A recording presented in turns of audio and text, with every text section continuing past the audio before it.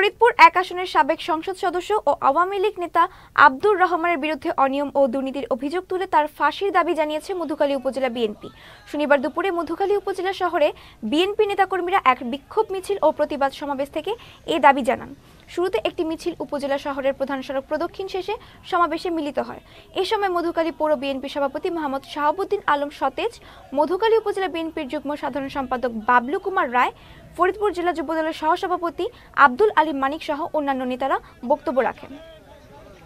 Sheikh Hasina video বার্তার মাধ্যমে আওয়ামী লীগের সন্ত্রাসীদের উস্কানি দিয়ে সারা বাংলাদেশে যে নৈরাজ্য সৃষ্টি করার পায়তারা চালাচ্ছে, আমরা মধুখালী বিএনপি, যুবদল, ছাত্রদল, সমস্ত অঙ্গ সংগঠন একটা কথা বলতে চাই, বাংলাদেশে শেখ হাসিনার আর কোনো স্থান হবে না।